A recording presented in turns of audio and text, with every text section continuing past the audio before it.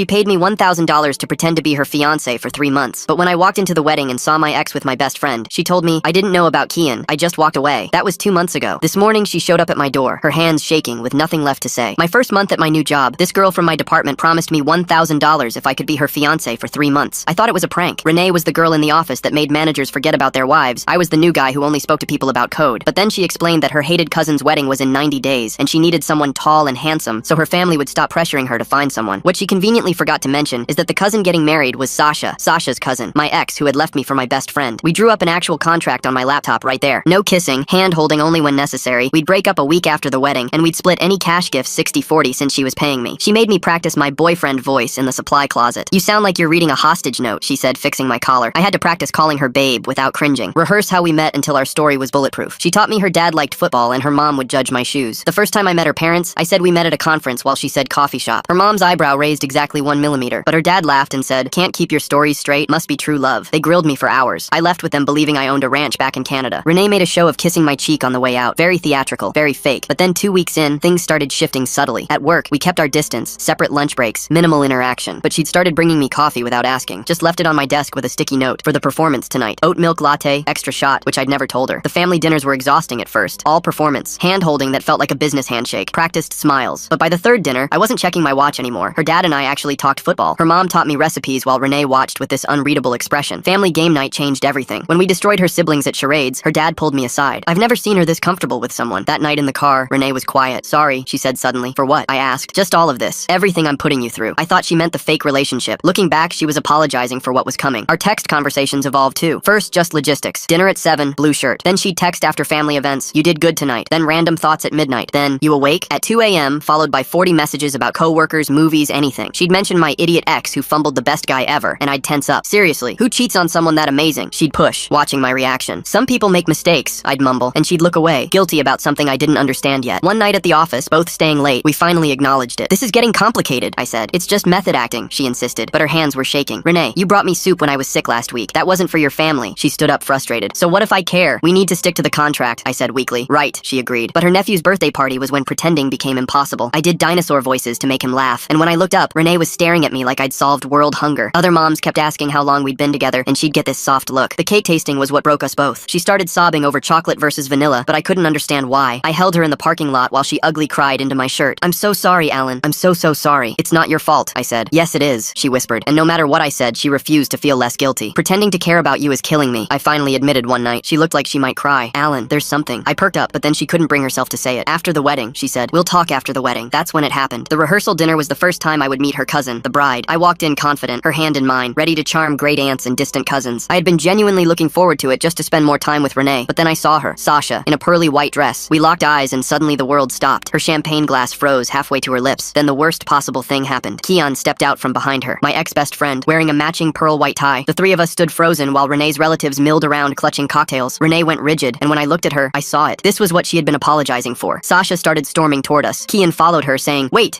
I can't do this. I turned to Renee. Please. Her voice broke, but I was already walking out, leaving her standing there with her hand still extended toward where mine had been. She followed me to the parking lot. Please, just get through dinner. You knew they'd be here. I didn't know about Kian, but you knew about Sasha. That wasn't a question. Alan number. I originally just wanted. I cut her off. I told her I needed time, then got in my car and left. She had to walk back in and make up some excuse about food poisoning. She texted me all evening. 72 messages and 21 calls I didn't respond to. But then next morning at 4 a.m., she showed up at my door. The wedding's in 10 hours. Please, she sobbed. I stood there, not knowing what to do. She was shaking so hard her teeth were chattering even though it was warm outside. I opened the door wider, and she practically fell through it. Her makeup had run down her face in black streaks, and her dress from the rehearsal dinner was wrinkled like she'd slept in her car. The neighbors across the hall had cracked their door open to watch, so I pulled her inside before they called security. She collapsed onto my couch and immediately started digging through her purse with trembling hands. Her phone screen lit up with dozens of missed calls from her family. She swiped past them and pulled up old photos from her camera roll. Two girls in matching red Christmas sweaters smiled at the camera, maybe 12 years old. Renee pointed at the taller one with perfect teeth. That was Sasha. They looked like sisters almost. Same nose, same chin. But Sasha's smile was bigger and brighter even back then. Renee scrolled to another photo from high school where Sasha wore a crown at what looked like homecoming while Renee stood in the background. Another photo showed them at some family party where everyone surrounded Sasha while Renee sat alone at a side table. My chest got tight as the pieces started clicking together in my head. She'd known exactly who my ex was when she hired me for this fake boyfriend job. She'd known I'd walk into that rehearsal dinner and see the woman who destroyed me. My hands started shaking too, but from anger, not sadness. Renee must have seen my face change because she grabbed my arm and shook her head so hard her earrings rattled. She tried to explain that yes, at first she just just wanted to show up with someone impressive to make Sasha jealous for once in her life. But then everything changed when she actually got to know me. The coffee she brought me every morning, the soup when I was sick, the way she cried at the cake tasting, none of that was fake. Her voice cracked as she talked about how Sasha always got everything first. Better grades even though Renee studied harder. The lead in every school play while Renee worked backstage. The promotion at their grandmother's company that Renee had been promised. When Sasha announced her engagement at Thanksgiving, their mom literally turned to Renee and asked why she couldn't be more like her cousin. I walked to the kitchen because I needed to do something with my hands before I punched a wall. My body went through the motions of making coffee without thinking about it. 2 scoops of grounds, water to the 4-cup line, then I reached for the oat milk without even realizing I was making her drink, not mine. Extra shot of espresso, no sugar, exactly how she liked it. My hands shook as I poured, and I had to admit to myself that I'd memorized every little thing about her without meaning to. She followed me to the kitchen and pulled up her text messages to show me dozens of unsent drafts from weeks ago. Each one started with her trying to tell me the truth about Sasha. The timestamps showed she'd written them at 2 in the morning, 3 in the morning, right after our family dinners. But she never sent them because every time I mentioned my ex, my whole face would change and she couldn't stand being the one to hurt me like that again. The anger came rushing back, and I slammed the coffee mug down so hard that liquid splashed onto the counter. She knew I'd walk into that room and see them together. She knew what that would do to me after everything I'd told her about the betrayal. Nathan's toy dinosaur sat on my coffee table where he'd left it last week when they'd stopped by after his swimming lesson. Seeing it made everything worse because her whole family had become part of my life, and now it was all built on lies. Renee completely fell apart then, sliding down the kitchen cabinet until she sat on my floor sobbing. She kept saying she'd tried to prepare me by bringing up my ex in conversations to see if I was ready to face her. She thought she could somehow make it easier, but she was too scared to just tell the truth. Her whole body shook as she admitted she'd fallen for me and ruined everything because she was a coward. My phone started buzzing on the counter with text after text. What's really going through Renee's mind when she picks this specific guy for her scheme? She calls him tall and handsome, but there's something deliberate about choosing someone who only spoke to people about code. Makes me wonder if she wanted someone she thought wouldn't get too attached or ask too many questions about her real motives. Marcus asking if I was okay and saying they were worried about me. Elena saying Renee had left the dinner crying and nobody knew where either of us went. Even little Nathan had sent a voice message that his mom helped him record, asking where Uncle Alan was and why Aunt Renee was so sad. Each message made my chest hurt more because these people had become real family to me over the past 2 months. I sat down on the kitchen floor across from her because my legs felt too heavy to keep standing. The wedding would start in 9 hours and I had no idea what to do about any of this. She looked up at me with red swollen eyes and said I should choose what happens next, and she'd accept whatever I decided. The clock on my microwave showed 4:47 a.m. and we sat there on my kitchen floor in silence while the coffee maker gurgled and dripped behind us. She finally pushed herself up from my kitchen floor and started laying out options while pacing around my tiny apartment. Option 1 was I could come to the wedding and we'd stick to the contract like nothing changed, pure business. She'd even pay me extra on top of the 1,000 we agreed on, and after today she'd never bother me again if that's what I wanted. Option 2 was I could stay home and she'd tell everyone we broke up, make up some story about how I wasn't ready for commitment or whatever would make her family stop asking questions. I watched her hands shake as she gripped the counter and asked what option 3 was, even though I wasn't sure why I was asking. Her whole body went still and she turned to look at me with this expression I'd never seen before. Option 3 was we could go to this wedding together not as fake anything, but as whatever we actually were to each other now, facing this whole mess as real people instead of actors playing parts. The words hung there between us while the sun started coming up through my kitchen window. She waited for maybe 30 seconds before grabbing her keys and saying she needed to go get ready, but I should text her whatever I decided. After she left, I sat at my laptop staring at our contract file with all the notes I'd been keeping for 3 months. There were pages of details about her family members and their quirks, inside jokes we'd created during dinners, screenshots from her mom's Facebook where she'd posted photos of us at family events looking happier than I remembered feeling at the time. My phone buzzed with a text from Kian saying he knew things were weird, but both he and Sasha really wanted me at the wedding and asking if we could talk. I deleted it immediately but took a screenshot first because something in my gut said I should document everything from here on out. The suit Renee had helped me pick 3 weeks ago was hanging in my closet and I pulled it on just to see how it looked. She'd spent over an hour at the store making sure the fit was perfect, smoothing down the lapels and stepping back to look at me from different angles while telling me I looked like James Bond, then turning red when she realized how excited she sounded. My phone rang and Marcus's name showed up on the screen. He said he didn't know what happened last night, but Renee hadn't been herself lately and these past weeks with me were the happiest he'd seen her since she was a kid. Just thought I should know before making any decisions about today. After hanging up, I drove to the wedding venue but parked across the street instead of in the actual lot. Guests were starting to arrive in fancy cars and I watched from my driver's seat as a white limo pulled up and Sasha stepped out in her wedding dress, looking perfect and laughing at something the photographer said. The weird thing was it didn't hurt the way I thought it would. More like watching a movie about strangers than seeing my ex who destroyed me. My phone lit up with a text from Renee saying she was at the venue and had told everyone I had food poisoning but might show up if I felt better. No pressure though. And she attached a photo of the place card with my name still sitting next to hers at the family table her mom had saved just in case. Through my windshield I spotted Nathan in his tiny tuxedo, standing near the entrance looking around with this sad expression while Grace bent down to whisper something to him. He shook his head and clutched the stuffed dinosaur I'd given him at his birthday party, the one he'd named Rex and carried everywhere now. My chest got tight watching this little kid search the crowd for me while wedding guests streamed past him into the building. Someone knocked on my car window and I jumped hard enough to hit my head on the roof. Sasha stood there in her wedding dress with the fabric pooling around her feet on the asphalt, gesturing for me to roll down the window. When I did, she immediately launched into this speech about how she needed to explain about Kian and how it wasn't supposed to happen the way I thought it did. The thing that struck me wasn't what what she was saying, but what she wasn't saying because there was no actual apology in any of it, just her trying to control how the story sounded. I finally cut her off by asking how exactly it was supposed to happen then. She started fumbling with her words while adjusting her dress against the morning breeze. She managed to get out something about how they just fell in love, and it was messy, but real. Then she actually said she needed me to forgive them, so everyone could move forward. The way she said it made my hands tighten on the steering wheel. I told her I didn't forgive her and didn't need to. I said she made her choice, but this wasn't about her anymore. Her face went through about 6 different expressions before she asked why I was even here then. That's when it hit me exactly why I'd driven all the way here. I rolled up the window while she was still standing there and drove toward the venue parking lot. The ceremony was already starting when I walked through the heavy wooden doors. Every head in the back rows turned, but I kept walking down the side aisle. Renee's eyes went huge when she spotted me sliding into the empty seat beside her. I took her hand without thinking about it, not for show, but because I wanted to. She squeezed back so hard my knuckles cracked. During the vows, when Kian stood up there promising to be faithful, I felt Renee's whole body go rigid beside me. She leaned over and whispered we could leave if I wanted. I whispered back that we were seeing this through to the end. Elena was sitting on Renee's other side and gave me this small, approving nod. The reading started, and Nathan scrambled out of Grace's lap and climbed into mine instead. He started whispering about dinosaurs while the reader droned on about love and commitment. His little hands were making pterodactyl wings against my chest. This moment felt more real than anything I'd experienced with Sasha in our entire 2 years together. Renee was watching us with this look on her face I couldn't figure out. The reception moved to the ballroom next door, and we found our table assignment on the seating chart. Table 3 put us right with Sasha's parents, who kept shooting looks at me every few seconds. Her mom's mouth was this tight line while her dad wouldn't make eye contact at all. Renee handled their awkward questions like she'd been doing this her whole life, deflecting and redirecting with practiced ease. I focused on cutting Nathan's chicken into dinosaur shapes while he narrated an entire prehistoric battle. During cocktail hour, Keon cornered me by the bar while I was getting Renee a drink. He started with this whole speech about how we needed to clear the air between us. I set down the glasses and stood up slowly to face him. I told him we weren't bros and never would be again. I said he slept with my girlfriend while pretending to be my friend and there was nothing to clear. His face went red and he stepped closer like he might actually try something at his own wedding. Renee appeared between us before anything could happen. She told Keon maybe he should focus on his bride instead of harassing her boyfriend on his wedding day. The way she said boyfriend hung in the air because she didn't add the word fake in front of it. Keon backed off and stalked away while Renee's hand found mine again. Marcus caught up with me during the cigar break on the terrace after dinner. He lit his Cuban and started talking about how he and Elena actually had an arranged marriage at first. He said it took them 3 years to fall in love for real, but now he couldn't imagine life without her. He looked at me through the smoke and said, sometimes the best things start as business arrangements. We stood there watching the sunset while wedding music drifted through the French doors. Back inside for dinner, Sasha's maid of honor got up to give her speech about true love conquering all obstacles. She kept making these pointed looks at me every time she said the word obstacles. Under the table, Renee's hand found mine and held on tight. The maid of honor finally sat down after her speech, and servers started clearing plates while the DJ grabbed his mic to announce the bouquet toss. All the single women crowded onto the dance floor, except Renee, who stayed in her seat shaking her head until her sister Grace physically dragged her out there. Sasha stood at the front in her white dress, holding her bouquet and scanning the crowd of women behind her with this weird smile. She turned around and locked eyes directly with Renee, then spun back and threw the bouquet hard, like she was trying to knock someone out with it. The flowers sailed straight at Renee's face, and she caught them purely out of reflex to protect herself from getting hit. Sasha turned around with this nasty smirk and said loud enough for everyone to hear that maybe Renee would be next if she could find someone real. The whole room went quiet for a second, and I saw Renee's face go from shocked to furious in about half a second. Catching a bouquet out of self-defense while your ex-best friend throws shade at your wedding? Now that's a plot twist worthy of its own reality show. Someone call the producers because this reception just got spicy. She stood up suddenly and somehow had a microphone in her hand before I could even process what was happening. I reached for her arm to pull her back down, but she was already talking into the mic, saying she wanted to make a toast to her cousin Sasha. The room went dead silent, and even the servers stopped moving as Renee raised her champagne glass and said Sasha always got what she wanted. She kept going, saying whether it was the promotion at their grandma's company, or the bigger wedding budget, or even other people's boyfriends. Gasps went through the crowd, and I saw Marcus sit up straighter, while Elena's mouth fell open in shock. Renee wasn't done though, and thanked Sasha because her choices had led Renee to me, to Alan. Sasha's face went completely white, and she tried to tell Renee to stop, but Renee kept talking into the mic. She said I had spent 3 months pretending to love her for money, only to discover what we had was more real than anything Sasha and Kian built on lies. The room exploded into chaos with people talking over each other,